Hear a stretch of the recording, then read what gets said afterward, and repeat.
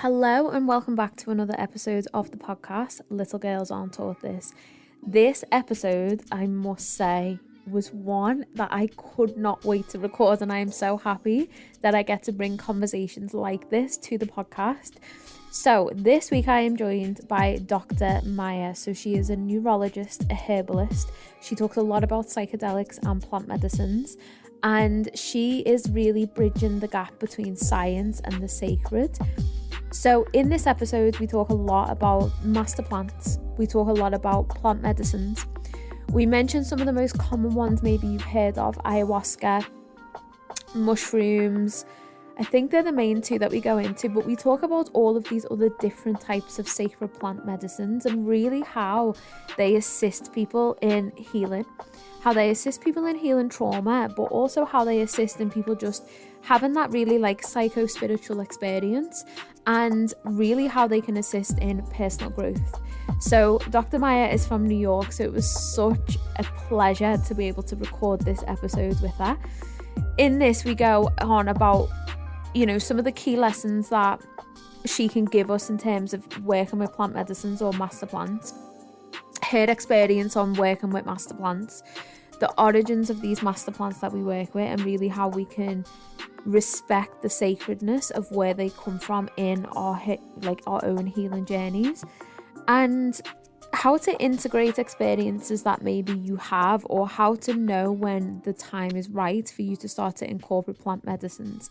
So I personally have used plant medicines in my own journey, and they, when used respectfully, have brought amazing insight. And I know so many people who have also used plant medicines and had such an amazing experience, but these really life-changing different realm of consciousness experiences.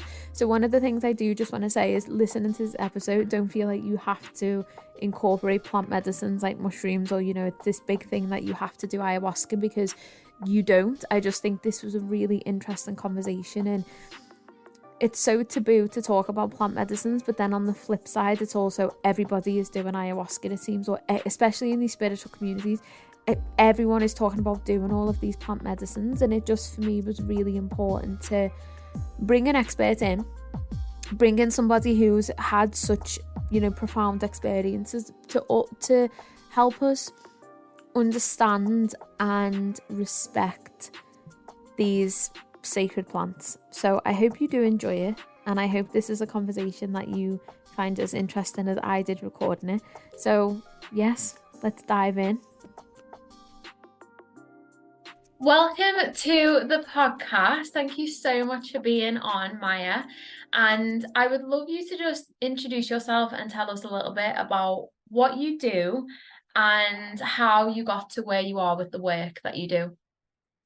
We're starting with the hardest question.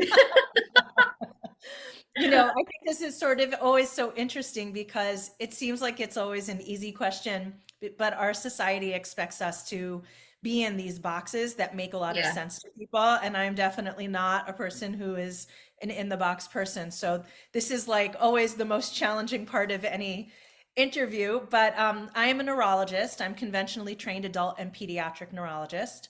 And I do integrative neurology, and I'm also trained as an herbalist and a ceremonialist. And I've studied with indigenous communities and my own indigenous lineage for many, many years. And I am an author of a book called The Dirt Cure, which is about how families can stay healthy by connecting with microbes, healthy soil and food and nature. And my most recent book, which is called The Master Plant Experience: The Science, Safety, and Sacred Ceremony of Psychedelics.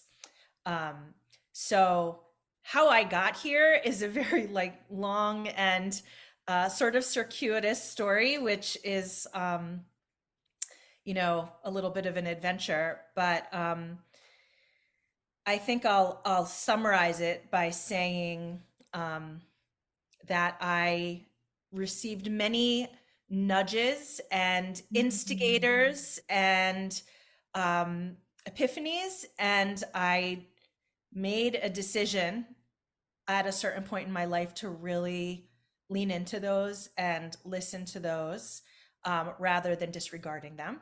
Mm. Sometimes they were kind of more like, less like suggestions and more like being pushed off a cliff. Yeah, I know that feeling. I don't want to make it sound like it was all just these little glimmery experiences. But yeah, I mean, I'll let you maybe ask more questions about that, because I could go in a lot of directions. How did I get to this point? Mm. When you said about being pushed off a cliff, I almost feel like, from my experience of taking mushrooms, those realizations that come through in those experiences, they're not beautiful little nudges that you can take your time following. They're really like, oh, okay, this is what is coming through.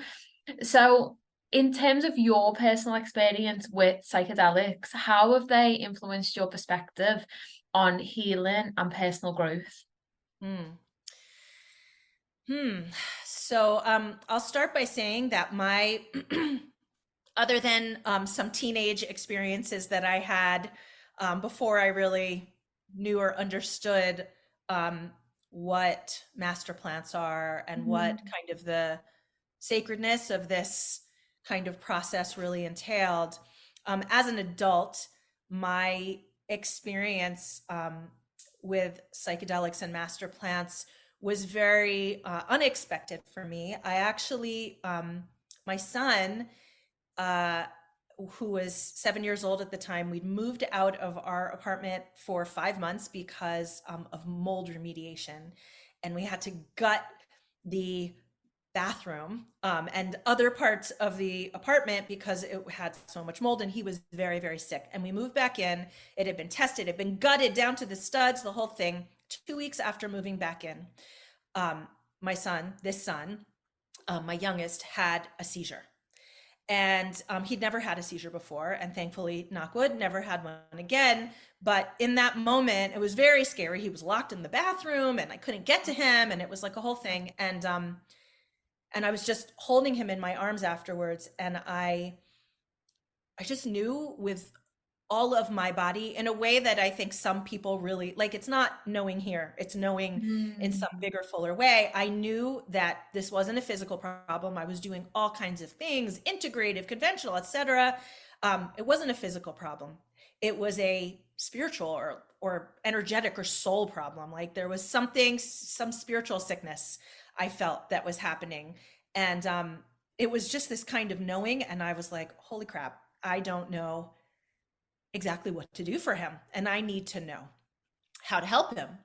And so I reached out to this fourth generation shaman slash ethnobotanist. I was seeking out teachers, right? And of course was turned away a few times, the way these stories go, and finally kind of found my way to people who could help me. And I ended up, after a very, again, circuitous journey, in Ecuador for an opportunity to learn from indigenous healers about spiritual sickness. I mean, I was not going on Wow.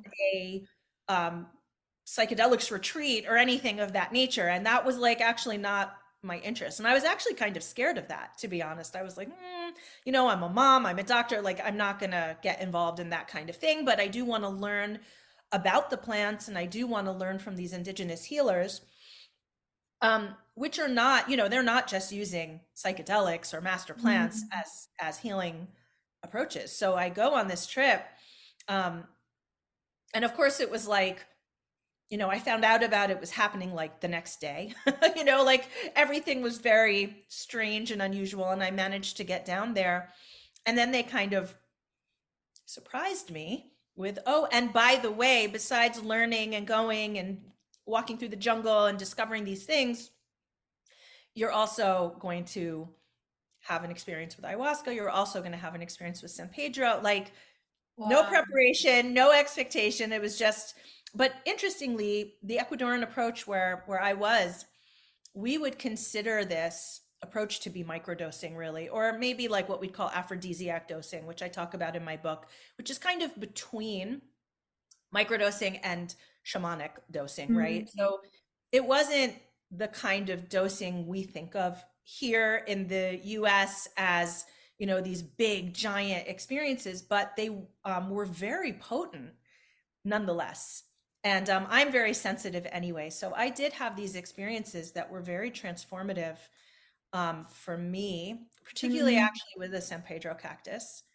Um, and then since then, I have had other kinds of experiences over years after that were very big, because for me, a very little bit goes a very, very, very long way, because I think, a very energetically and neurologically sensitive person. And they have absolutely been the gamut of what I would kind of call pattern interrupts, right? Like, have these, we go through life, we're not really encouraged to be that introspective. We're not encouraged to rest. We're not encouraged to be imaginative. We're not encouraged to tune into the livingness and the aliveness of the world around us. We're not really encouraged or taught to tap into the invisible.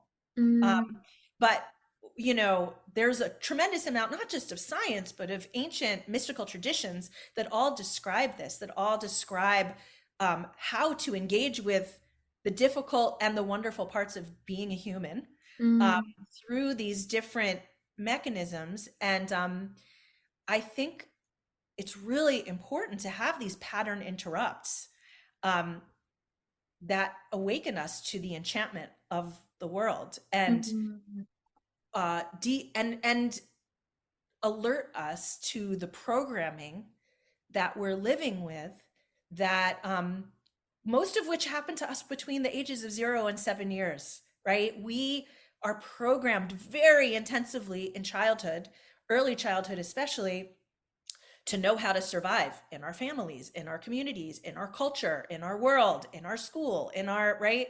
And then we live unconsciously, really, according to this programming. And sometimes that programming is really, really wrong for us. It's filled with scarcity or fear or old wounds to our family or lineage.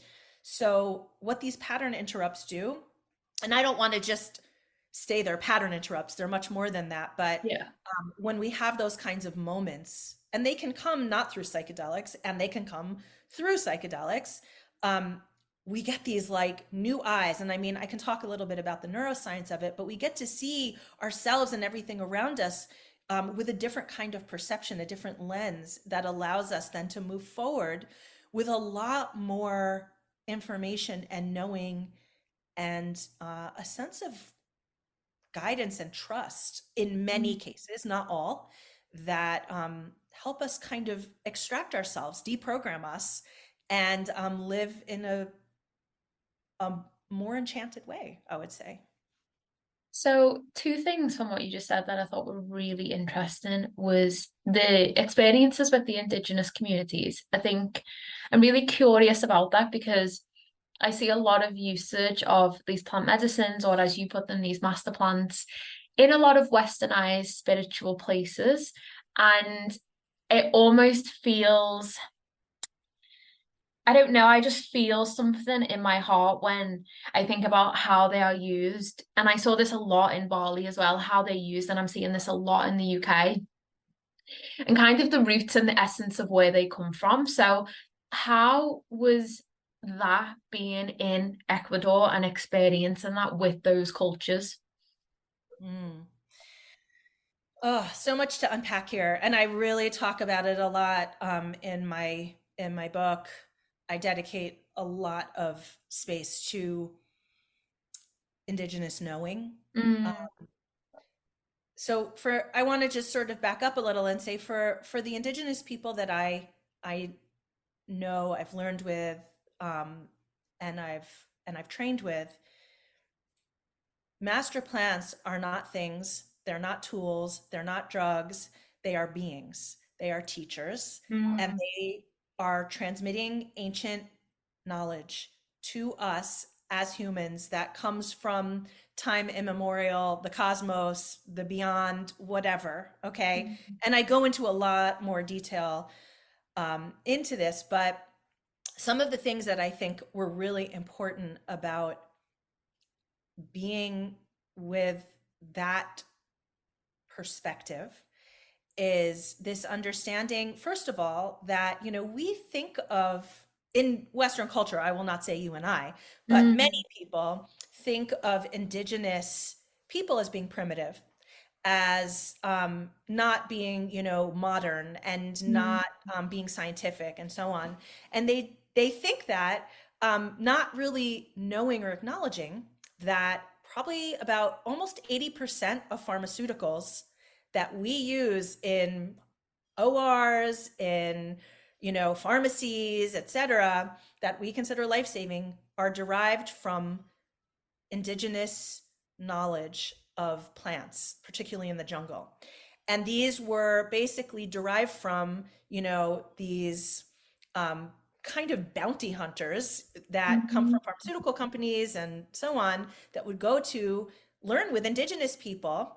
Now, if you ask indigenous people, how did you know in 100,000, 200,000 different plants that don't all necessarily look that exciting or interesting in the scheme of an entire jungle, right? Particularly the ayahuasca vine, just like it's an amazing vine, but it isn't like that, it's not that big of a standout compared to everything in a rainforest. How did you know that these were actually these powerful medicines, and how to prepare them? They say the plants told us.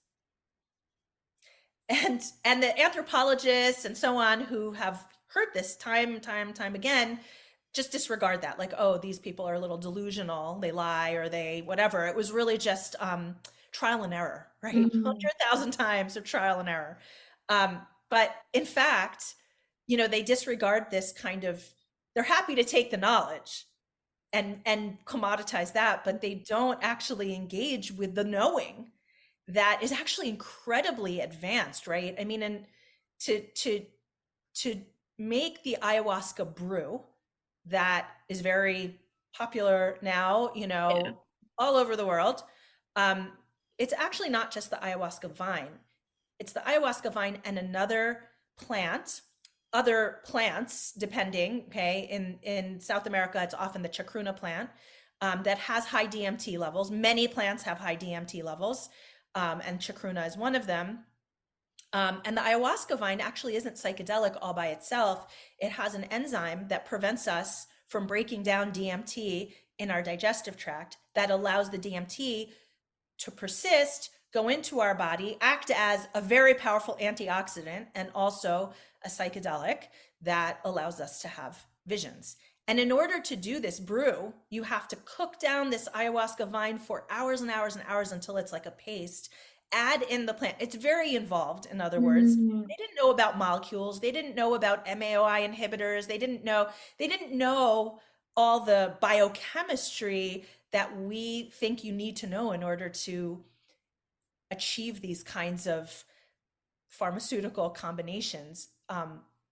They did it, And so I guess what I would say about learning and working with indigenous people is I understood that our perception that we are more scientifically advanced, we know more, we're better, really in any way, is not true. And in fact, what I'm learning, the more I work with quantum physics and quantum biology and have delved into that, which I do also talk about in my book in some detail, is I understand that we are proving a lot of what indigenous people have been teaching and sharing and transmitting through their plant knowledge and animal knowledge and other for thousands of years. We're now sort of thinking how smart we are, but we're actually proving something that they already know and have encoded and enmeshed into their myths, into their, right? Like there is very rich science and so much integrity, so much about kinship, relationship, reciprocity. In addition, right? It makes their science and their economy and all of these things so different because it's couched in so much overall, so much integrity and relationship. And we're learning now, just think about like the gut brain connection or the microbiome or all of these things. We're learning now that everything is relationship. Yeah. That's what modern science is now telling us that they've been saying, right, all along. Another thing that you talk about, and I think it would be really interesting to go into this, is ayahuasca, because that is something I hear how commonly it's dropped into conversation in the spaces I'm in. And I'm like, wow, that seems like a pretty intense experience, but it's something that's become so normalized. I think in the communities in Liverpool, the biggest ones are Cambo and ayahuasca, and mushrooms are something that people do, but they do that both spiritual and recreational.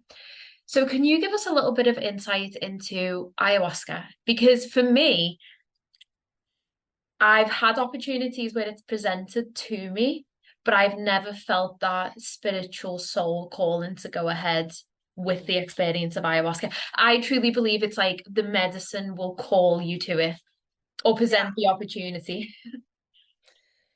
So I'll tell you, I'll tell you a brief story about my first real big experience with ayahuasca, because I felt similarly.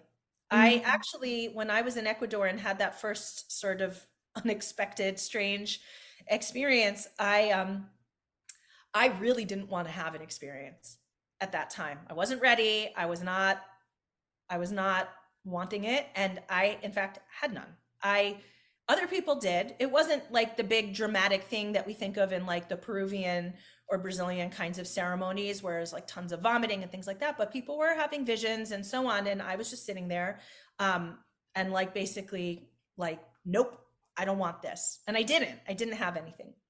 I did later have a very powerful experience with San Pedro.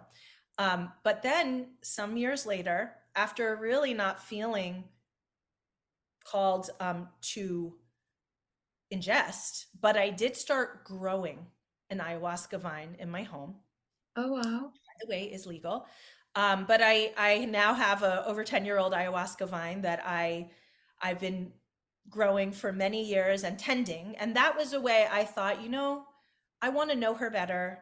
I want to be in relationship. I want to tend her. And I have had many, many transmissions and like interesting epiphanies as I tend these plants. Like they've guided me through without ever ingesting, right? Not ingesting my own plants, but they've guided me through and given me a lot of sort of information and things. So, that's one point I would make, is that there are a lot of ways to be in relationship with master plants that does not involve ingestion, and certainly not big doses of ingestion. So that's the first thing I would say. But I did, I was talking to a friend of mine, and she had told me about these ayahuasca ceremonies she wanted to go to, or that she was going to. And and then I saw her for lunch, and she said, "Oh, I'm going this coming weekend. And there may be a spot. Do you want to come?" And I said, "Oh, I'm going to be I'm flying across the country. No way. I can't do it." And she said, "Well, there may not even be a spot. I'll let you know." I said, "Sure, let me know." And she let me know. There's no spot. And then I landed where I was going. And I get a message the minute I land saying a spot opened up. And like, I just knew with my whole entire being, I was supposed to be at that ceremony, which meant I was going to have to fly back, right? I was going to have to fly back to, and very quickly. So I was like, I'm going to have to change my ticket. I changed my ticket.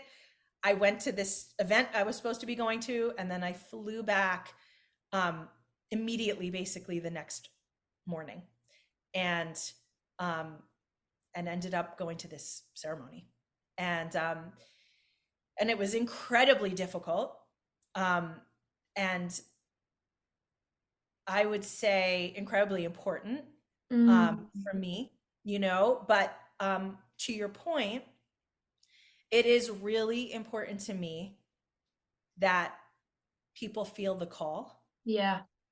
I think there's a lot of, number one, I think there's a lot of people feeling like they should. Yeah. And I don't think there's a should. In fact, If you feel should, it's probably a sign you shouldn't. Mm. In that regard, right? If you feel a yes, different story. The other thing I would say is I think a lot of people think they need to immediately ingest. And my experience of working with people who, with microdosing and eventually quantum dosing for a while now is that the medicine experience begins when you feel the call. It is, and I learned this particularly when I worked with people who wanted to microdose. They would reach out to me. They would say, I want an education around microdosing. And we would get on a call and they would already start having these big changes happening in their lives. From the moment they felt that call, from the moment they were interested. Before, and maybe they never microdosed. They were already in a relationship with the plant and with that medicine. That was already happening. And I began to understand that the model that we have, right? I mean, not that it wasn't shocking to me exactly. And I don't think it's really new to a lot of people who are kind of more open-minded about what comprises medicine, but it really blew up the idea of this is about psychedelic compounds that go into our brain and change, right? This was something much more quantum. It's really a relationship, and it starts without physical contact at all. Any physical contact, it can begin. So I guess like that's kind of where I would leave it. There's so much we could say about ayahuasca and the ayahuasca vine and her power, and also the danger, I would say, that she's in, because there's such a high demand, like communities that rely on ayahuasca as their cultural medicine, and ceremonies with their own, maestros and curanderos are not having the access that they once did because they're being flown to the US, the UK, they're being shipped out to this sort of the users, right? And that is another thing about indigenous communities I learned when I was, in Ecuador and studying with different teachers, in fact, is a lot of people called Westerners or people from the global North junkies. And they didn't just mean like drug users, although I'm sure that was not an unintended part. But it was really like this commoditization, this being a user, being a taker, and not being reciprocal and not considering the sacredness and so on. So that was like a big awakening, I think, for me. And I am someone who thinks I'm in good relationship. And I want to say, I think a lot of people who are engaging with all different kinds of plant medicines do think of themselves as having a lot of respect for indigenous people, indigenous land, indigenous rights, indigenous plant medicines, etc. But the way we're going about it is still not necessarily in right relationship, even with the best of intentions, because we haven't really learned that. Yeah, I think just to reflect on my own experience when I went to Bali, that's very westernized now, and a lot of people coming over and kind of really using the culture and these beautiful spiritual practices for like their own gain, which I get. These things have a place, but there was something really. I remember being at a ceremony, and I remember being with a local Balinese shaman. And I remember just watching and just feeling the energy and just thinking, this is not mine to take. This is something that it's so privileged that I'm able to witness this. I'm able to be held by these local people, but this is not now mine to take away and integrate or overly post about. It's just acknowledging such a beautiful, special culture and just feeling so privileged to be a part of that. And then I think with ayahuasca, when you were saying about feeling the calling, I remember being in a relationship that resonated as well, because my first experience with any type of plant medicine, I would say, is mushrooms. And I remember having them in my fridge for months and months and months, and I'd never felt a calling. They were just there. And I remember this one day I just kind of hit rock bottom emotionally, and I was really struggling, and I just had this strong calling to go and sort your shit out, was what come through. And without thinking, I just went down. I got the mushrooms out the fridge, I went upstairs, I took them, and I just dropped into this ceremony. So I think I'd never thought about it that way, that I was almost in relationship with these such like special plants. Every time I was opening the fridge, every time I was seeing them, they were there. And at the right moment, they came through and they gifted me something, like you were saying before, that I can't put into words. I would never want to try to put into words. But I remember this coming out of this deeply healing spiritual experience and thinking, this is something I will remember forever. Like a really deep, just beautiful sense. So for you, what are some common myths that you think people have about plant medicines or any type of psychedelic, or even, I know you speak a lot about cannabis as well. Well, I think I've touched on some of the biggest myths, which is, um, people think of psychedelics as being drugs in our society because of many reasons, because they're scared of them, because we've been conditioned to think it, because they have this stigma, because people are afraid of having experiences that they're not in control of themselves, and because sometimes they've been used in irresponsible ways, maybe, or without the right container. So they've sometimes seen things that are true and dangerous, right, at times. But I would say, the difference between a psychedelic and a drug is really us, right? It's not the psychedelic, or let's say the plant medicine or whatever. It's how are we in relationship with it? Are we coming in a good way? Are we gonna in some way abuse it? Because although these different, let's say mushrooms, we'll use as an example, there's really amazing scientific data. People may not know that right now every major academic institution in the world is doing psychedelic research. And some of them have entire psychedelic research centers where they're doing trials and so on.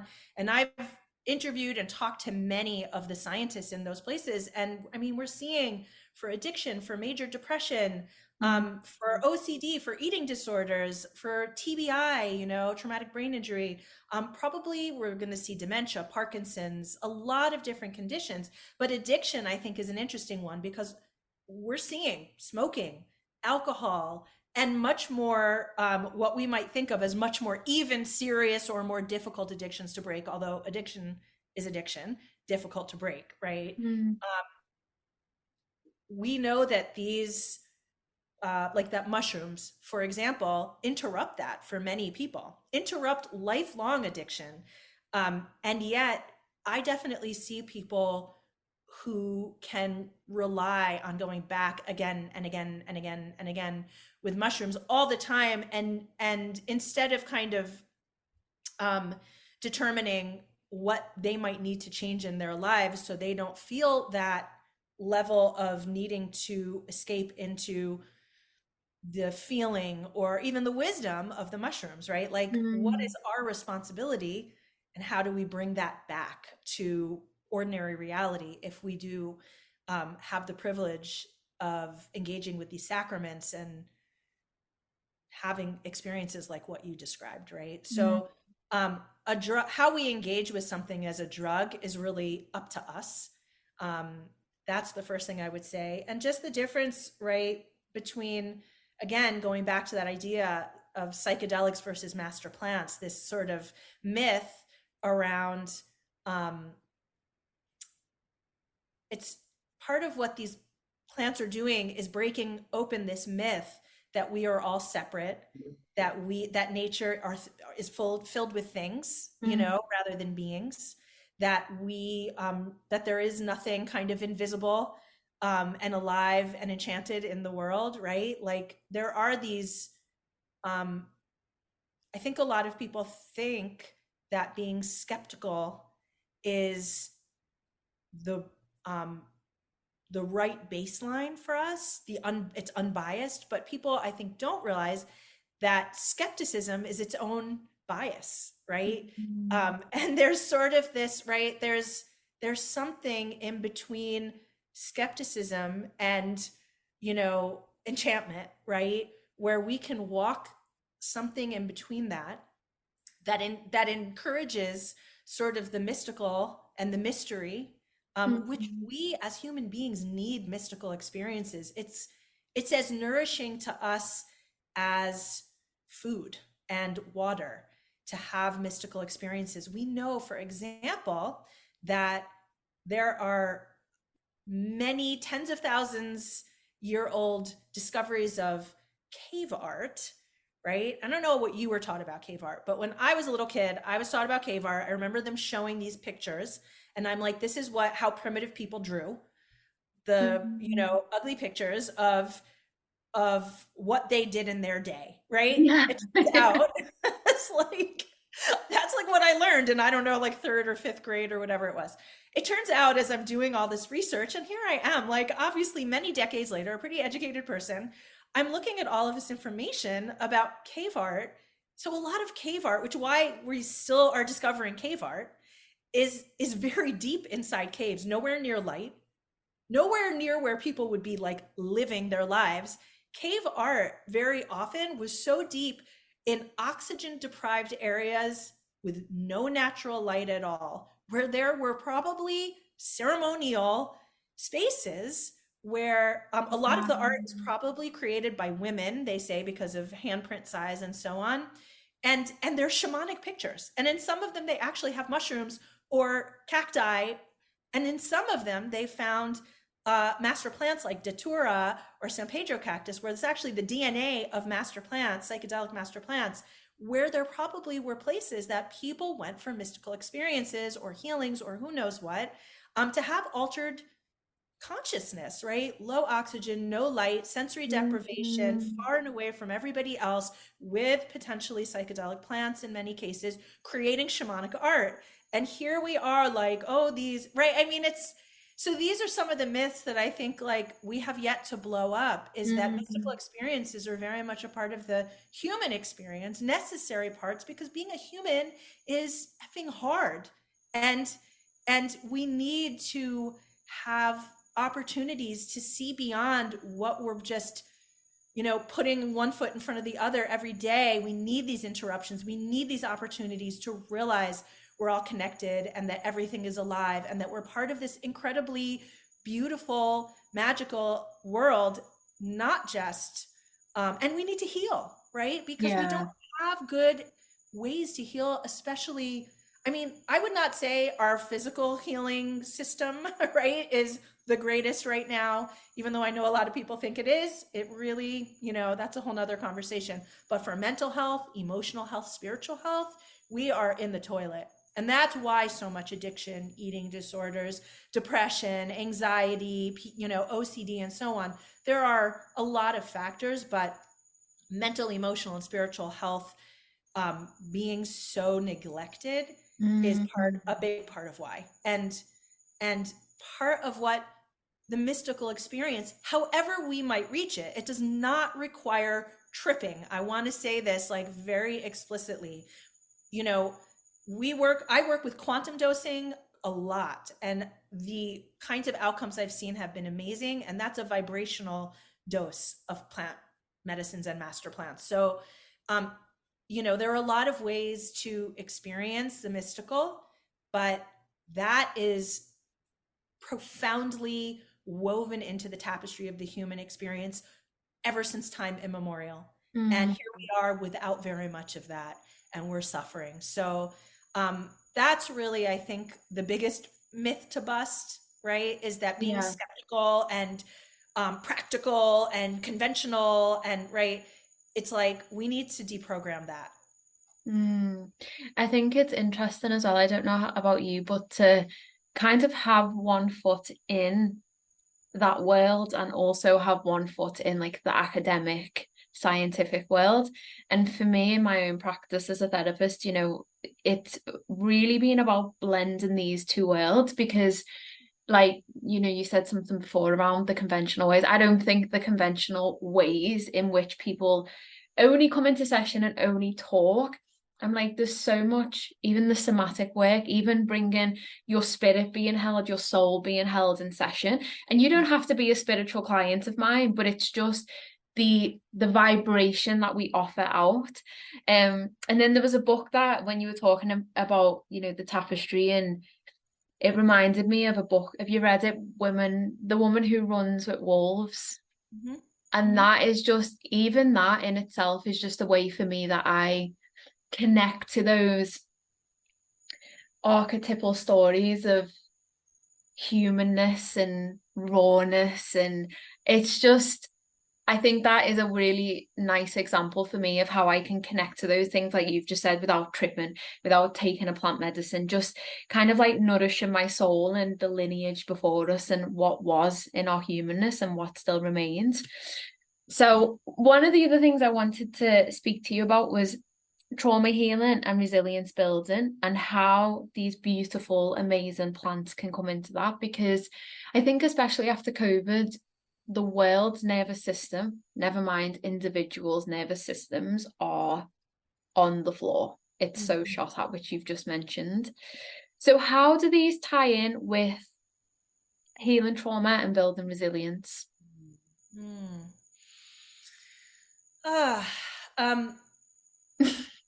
This Loads of is, question. yeah, it's actually why I wrote my book, honestly, to a great extent, because I wanted to create a little bit of a guide through what I call, so I have this sort of framework of provocation. Provocations are like what a lot of people call spiritual awakenings, but they feel like crap. Yeah, they do. Oftentimes, Yeah, they do. Meaning though, like the pandemic is a collective provocation, right? It's like, again, these pattern interrupts, not always fun. And then there's this purposeful disobedience that comes after that. And, it's interesting because a lot of people know about Abraham Maslow, who is, he had his hierarchy of needs. That's what he's very famous for. But in fact, a lot of that was borrowed from his experience of spending a summer with the Blackfoot Nation. And he became very interested. Wow. Yes. He created this hierarchy that ended at the top with self-actualization, but it actually turns out that that's very opposite of what the Blackfoot people felt about self-actualization. They said everyone is born with self-actualization, like babies and children are already self-actualized, and they have to practice their self-actualization through basically serving their community, serving their family, their community, and the legacy 7 generations forward. That's how they maintain their self-actualization. So part of self-actualization, Maslow ended up writing, was a healthy person needs to have, they can't just blindly follow, right? In our society, not the Blackfoot society. It's very different from the Blackfoot society. Our job is to actually to be well adjusted, not just blindly follow what we're told, and also not to just be kind of blow things up for the sake of blowing things up, but to kind of be in this place of authenticity, which means we're somewhat disobedient.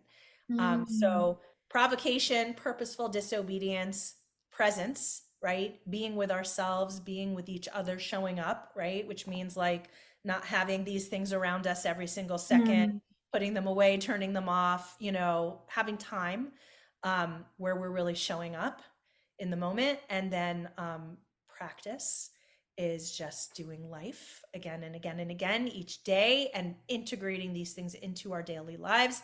Not, examples I use are like deciding not to have the road rage, or not to say the nasty thing that we feel like we want to say because, right, things like that. And then pleasure, right? And pleasure is more than one thing, but it's a really important part. Pleasure is like hedonic pleasure, like having very delightful, delicious experiences in our lives. And pleasure is also eudaimonic pleasure, which is service, right? Doing things that feel meaningful and contributing to the whole. Both of those kinds of pleasure are important. And so those P's are my framework, I would say.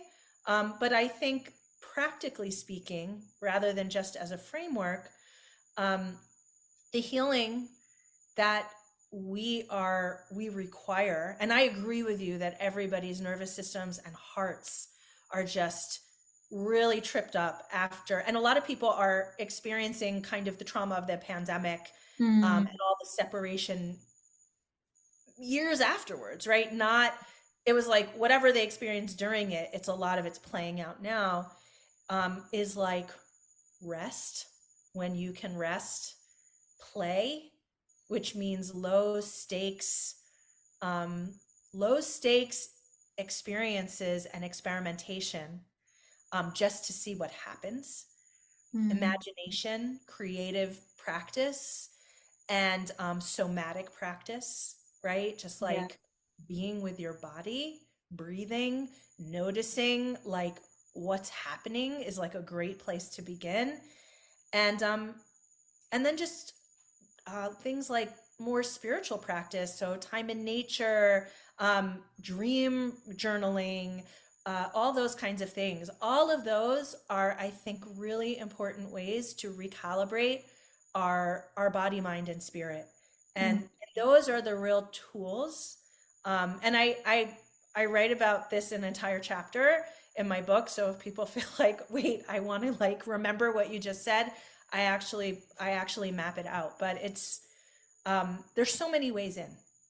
But we do need to practice them. We do need to engage with them, and nobody expects anybody to know it all, nor should we, right? It just takes a lot of grace and gentleness with ourselves. It's interesting what you said about Maslow, because that's something so I'm doing my PhD in the next couple of months, and it was around women's ability to self-actualize in a world consumed on aesthetic. And I kind of had this realization that the definition of self, and I didn't know that actually, so that's really interesting. So thank you, because that's a piece of the puzzle to hold in mind when I do my own research. But it was kind of this notion of, well, what is self-actualization to women? Because for every single woman, if we look at women from different cultures, women who've experienced trauma, mothers, it's going to be so different for everybody. So I think it was really interesting that you brought that perspective up, because it just reconfirmed to me that there's so many different kind of meanings to self-actualization. It's not just what a man coined the term to be. It's kind of what that means to us in our life, in our community, and with our connections. And then the thing that you've described in your book just sounds amazing, those steps that people can take. And I think people get really overwhelmed with this notion of healing and this notion of connection. And I think a lot of the time, I'm definitely noticing this with my clients, this hyper independence, this high stress, high trauma response, which again comes off the back of just how we're living, how we're overstimulated, this urgency culture, then our own stuff coming in. And the biggest thing that I notice, and I've experienced this myself, is how difficult it is for people to rest. How much of a bizarre concept that actually is. Yeah, we're really conditioned to be in a state of productivity all of the time. And I think there's a lot of unlearning that we need to do just to be present and just to rest. And so I think, and I think it's so interesting, because when we write all of these things that I just talked about, as practices are what we are steered away from in our society. We're meant to be productive, like machines, like clockwork, like available to do work, respond to in this kind of urgency culture all the time. And that's not really what our nervous systems and our bodies like or want. And actually, we could argue it's not it has nothing to do with the purpose of why we're even here, and my work with master plants, especially through tending them, it's really taught me the most, about all of the things that we just talked about. It's just really taught me that presence is right. It's just about presence and how much we are really just here to show gratitude and appreciation and reverence. Yeah. That we're really here. There's a story that I learned, and when I talk about the master plants that I chose to write about in this book, I went and learned the lore, because I've discovered that a lot of lore and myth is very much where the deepest, most profound information and science lives.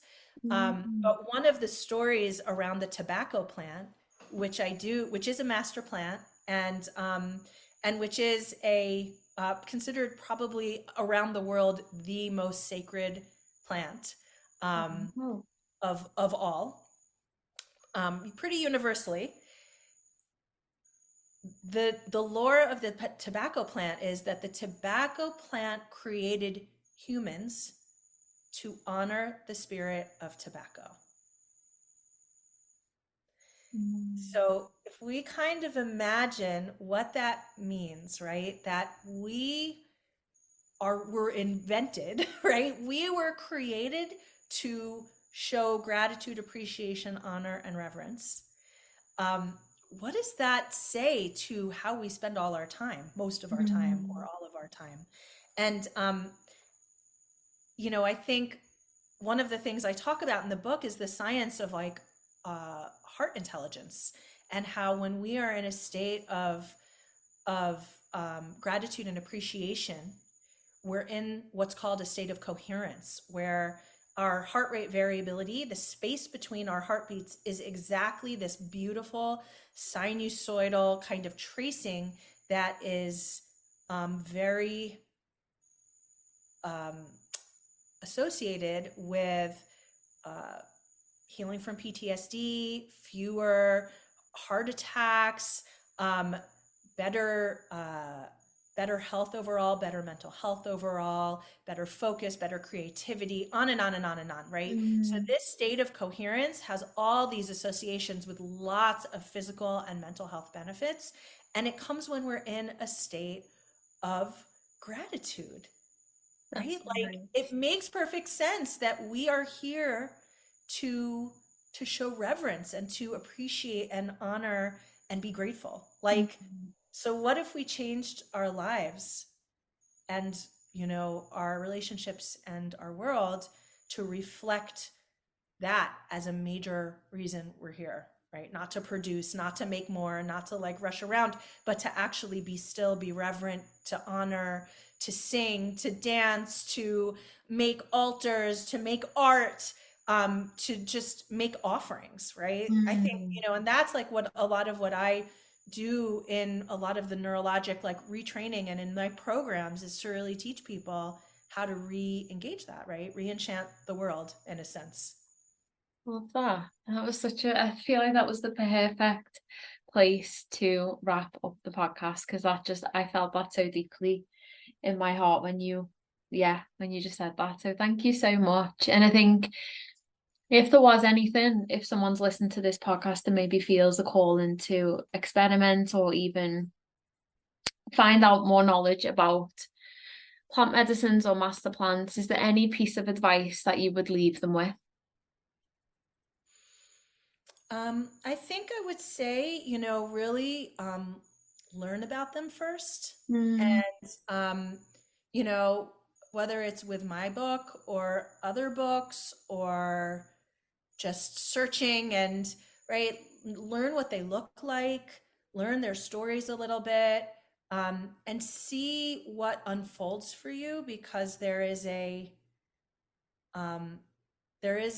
a lot of medicine just in that before you ever need to ingest, right? Explore things like microdosing, quantum dosing, There's a lot of free resources on my website at drmaya.com that people can just look and learn. And that, I think, is the most important step. And then let yourself be guided from there. Thank you so much. It's been a pleasure. You just mentioned your website, and what is your Instagram handle where people can find you? It is Dr. Maya She Treat, which is like the word she and the word treat put together. Amazing. Thank you so much for your time. My pleasure. Thank you for having me.